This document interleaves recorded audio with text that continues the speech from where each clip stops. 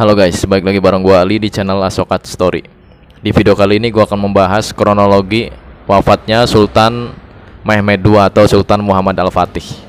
Sebelum gua lanjut ke pembahasan intinya, gua akan flashback dulu ke belakang ketika beliau atau Sultan Muhammad Al-Fatih itu berhasil menaklukkan Konstantinopel, dan juga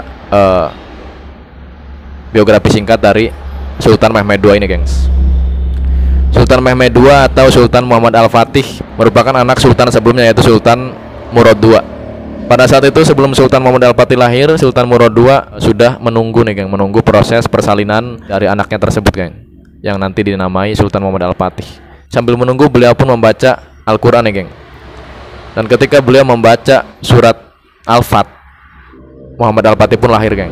Makanya Sultan Muhammad Al-Fatih diberikan nama Sultan Muhammad Al-Fatih karena bertepatan dengan lahirnya beliau. Setelah Sultan Muhammad Al-Fatih besar, dia pun dididik dan dilatih nih, geng, sebagai seorang kesatria pastinya lah. Dia diajarkan cara berpedang, cara memanah, cara berkuda. Beliau juga diajarkan beberapa ilmu seperti ilmu matematika, ilmu fisika, ilmu bahasa juga. Bahkan di sini beliau menguasai lebih dari 5 bahasa, geng. Beberapa di antaranya adalah bahasa Inggris, bahasa Arab, dan juga bahasa Persia, geng. Pada saat itu, pada umur Sultan Muhammad Al-Fatih yang menginjak ke 17 tahun, 17 atau 18 ya, pokoknya sekitar segitulah ya, beliau itu sudah menjadi sultan, gengs. Kenapa? Karena bapaknya sakit parah. Dan pada saat itu banyak penasehat-penasehatnya yang kurang setuju nih, geng, karena Sultan Muhammad Al-Fatih masih terlalu muda. Dikhawatirkan nih, geng, dikhawatirkan bawahannya itu kurang taat gitu loh, gengs. Bukan karena beliau itu nggak bisa dijadikan contoh, bukan, karena dia terlalu muda gitu loh, gengs. Nah, setelah bapaknya Sultan Muhammad Al-Fatih sehat kembali atau bugar kembali, Sultan Muhammad Al-Fatih pun diturunkan lagi nih, geng, tahtanya. Artinya kedudukan sebagai sultan digantikan kembali oleh bapaknya, yaitu Sultan Murad II. Beberapa tahun berlalu, Sultan Murad II pun wafat dan digantikan oleh Sultan Muhammad Al-Fatih yang pada saat itu sudah berusia 21 tahun, gengs. Seperti pendahulu-pendahulunya atau seperti kakek moyang dan juga seperti bapaknya, beliau pun berambisi untuk menaklukkan Konstantinopel. Bukan tanpa sebab nih, geng. Kenapa? Karena Konstantinopel merupakan benteng terkuat pada masa itu. Jadi Sultan Muhammad Al-Fatih mau mematahkan stigma itu gitu loh, gengs, dengan membawa pasukan Islamnya atau kekaisaran Islamnya untuk memotong atau mematahkan stigma itu gitu loh, gengs, bahwa yang paling kuat itu bukan Konstantinopel gitu loh. Jadi ada nih yang lebih kuat lagi nih. Dia ingin mematahkan stigma itu gitu loh, gengs. Di samping itu, secara geografi atau secara peta gitu kan, Konstantinopel merupakan jalur yang sangat strategis, geng, untuk memotong jalur perdagangan pihak manapun gitu kan, baik dari pihak timur ke barat atau barat ke timur. Jadi itu selalu dilewati gitu loh, gengs. Makanya jika Sultan Muhammad Al-Fatih berhasil menaklukkannya, ini menjadi ladang dakwah gitu loh, geng. Di sini bisa menjadi ladang dakwah gitu loh, gengs, untuk orang-orang yang melintasi wilayah tersebut. Di samping itu, Sultan Muhammad Al-Fatih pun ingin mewujudkan nih, geng, mewujudkan dan mengaplikasikan hadis Rasulullah nih, geng. Yang mana hadis dari Rasulullah sendiri berbunyi seperti ini, geng. Kelak Konstantinopel akan ditaklukkan, dan yang bisa menaklukkannya adalah sebaik-baik pemimpin. Pasukannya adalah sebaik-baik pasukan. Hadis riwayat Bukhari. Jadi ini udah sangat jelas dan juga sangat dipercaya, geng, hadis tersebut. Bukan hadis palsu nih. Pada saat itu Sultan Muhammad Al-Fatih mengerahkan ratusan ribu pasukannya, geng, untuk mengepung Konstantinopel. Beliau pun mengirimkan 2 divisi khusus, yaitu divisi bawah tanah dan juga divisi Yenisari. Yenisari adalah divisi khusus, geng, divisi khusus atau pasukan khusus. Jadi kalau misalkan dulu di Jerman itu ada pasukan Switzerland atau pasukan SS, nah itu tuh setara itu, geng. Kalau di kitanya kayak Densus 88 lah, mirip-mirip kayak gitu kemampuannya. Sebenarnya ada 2 ini, geng, ada 2 penyebutan. Ada yang nyebutnya Yenisari, ada juga yang nyebutnya Janisari. Tapi sama aja lah ya, intinya itu. Kayak misalkan kita nyebut Apple, ada yang nyebut Apple, ada juga yang nyebut iPhone, tapi barangnya sama, satu, cuman penyebutannya aja yang berbeda. Lanjut ke ceritanya. Pada tahun 1453 Masehi, Sultan Muhammad Al-Fatih berhasil menaklukkan Konstantinopel. Tetapi nggak semudah yang dibayangkan, gengs, karena pada saat itu puluhan ribu pasukan dari kaum muslimin atau dari kekaisaran Turki Utsmani syahid di pertempuran tersebut, dan juga banyak di antara mereka yang terluka juga lah. Artinya di sini walaupun Sultan Muhammad Al-Fatih sudah gigih mengeluarkan semua kemampuannya, tetap, geng, harus ada yang dikorbankan. Bahkan pada saat itu kaisar dari Konstantinopel sendiri yang bernama Kaisar Konstantin tewas, geng. karena dia ikut berperang dan dia juga menyamar jadi tentara biasa. Jadi dia nggak mau menunjukkan bahwa dia itu kaisar gitu loh, geng. Kenapa? Karena dia pastinya takut tewas lebih cepat gitu loh, geng. Makanya dia nyamar gitu kan. Jadi ini udah menjadi tradisi yang biasa lah, geng, atau hal yang biasa lah di kalangan bangsa-bangsa barat, geng. Lanjut ke cerita penaklukannya.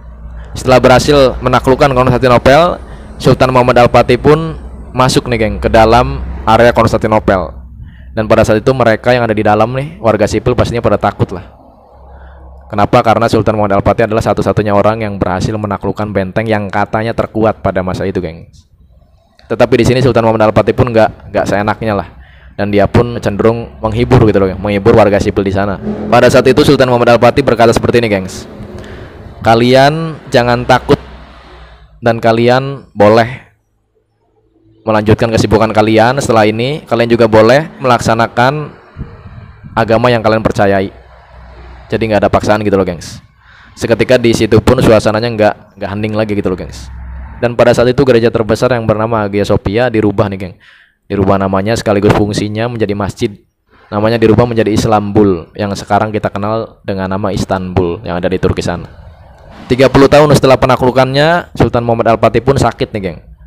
Dan pada saat itu beliau ingin menaklukkan beberapa tempat ya, geng, yang mana pada saat itu beliau nggak menjelaskannya lah, dan belum ada riwayat-riwayat atau belum ada artikel-artikel yang menjelaskan beliau itu mau menyerang daerah mana nih, gengs. Tapi intinya di situ beliau ingin berperang lagi, ingin menaklukkan beberapa daerah. Dan ketika perjalanan beliau sakit panas, geng. Tetapi walaupun beliau itu terkena penyakit panas, beliau tetap melanjutkan perjalanannya nih, geng, menaklukkan beberapa wilayah yang dia tuju, yang masih dirahasiakan nih sampai detik ini. Tetapi Allah berkehendak lain, beliau pun wafat nih, geng, setelahnya. Walaupun beliau itu sudah memanggil beberapa dokter kepercayaannya. Karena gini, geng, for your info nih, kejadian yang sudah-sudah nih, jika beliau atau Sultan Muhammad Al-Fatih ini sedang sakit dan beliau itu memaksakan untuk berperang atau untuk melakukan suatu perjalanan, beliau itu biasanya sembuh, geng. Itu menurut beberapa bawahannya nih, atau orang-orang kepercayaannya. Tetapi karena sudah ada ajalnya, pada saat itu Allah berkehendak lain, geng, dan memanggil Sultan Muhammad Al-Fatih lebih cepat. Di situ pun umat muslim pastinya sangat berduka lah mendengar dan mengetahui bahwa Sultan Muhammad Al-Fatih wafat. Bahkan beberapa tentaranya yang sudah ditugaskan di Italia sana untuk menaklukkan daerah Napoli ini, gengs, ditarik mundur karena Sultan Muhammad Al-Fatih sudah tiada. Akhirnya mereka pun melakukan perjanjian damai dengan Napoli atau dengan kekaisaran Napoli dulu, agar mereka bisa menarik pasukan mereka, gengs. Kemudian pihak Napoli pun setuju, pasukan pun ditarik untuk melihat gitu kan, melihat secara langsung dari Sultan Muhammad Al-Fatih atau Sultan Mehmed II. Dan pastinya di sini orang-orang barat sana pada bersukaria. Kenapa? Karena Sultan Muhammad Al-Fatih merupakan musuh yang sangat disegani dan sangat ditakuti, gengs. Dari mulai penaklukan Konstantinopel sampai detik itu ketika Sultan wafat. Dan lu tahu apa yang mereka lakukan? Maksud gue bangsa barat, mereka melakukan perayaan, gengs. Perayaannya seperti apa? Perayaannya ya kalau gue gambarkan seperti lu merayakan 17 Agustusan gitu loh. Jadi di sana pada keluar, pada ramai-ramai, pada pesta, pada lomba gitu loh, pada menyanyi lah, pada menyanyikan lagu-lagu yang menunjukkan kegembiraan gitu loh, gengs. Di sana juga mereka pada pesta makanan, pesta pora lah intinya, geng. Ya karena mereka tahu nih musuh yang paling disegani udah meninggal gitu loh. Bahkan di sana pun banyak gereja-gereja yang membunyikan lonceng, geng. Lonceng tanda bahwa Sultan Muhammad Al-Fatih telah tiada gitu loh. Itu merupakan kabar gembira bagi mereka. Dan di sini banyak orang-orang yang ada di dalam gereja nih berkata seperti ini. Elang jantan sudah tewas, katanya. Elang jantan sudah tewas. Maksudnya Sultan Mehmed, geng. Sultan Mehmed atau Sultan Muhammad Al-Fatih telah tewas. Setelah beliau tiada, tampuk kekuasaan atau Sultan selanjutnya digantikan oleh anaknya nih, geng, yang bernama Yazid II atau Bayazid II. Buat kalian yang menambahkan tentang wafatnya Sultan Muhammad Al-Fatih ini, silahkan tambahkan di kolom komentar di bawah. Dan buat lo suka dengan video gue, pastiin udah klik tombol subscribe dan logo bel yang dari sampingnya gue Ali. Kita ketemu di video berikutnya. Terima kasih.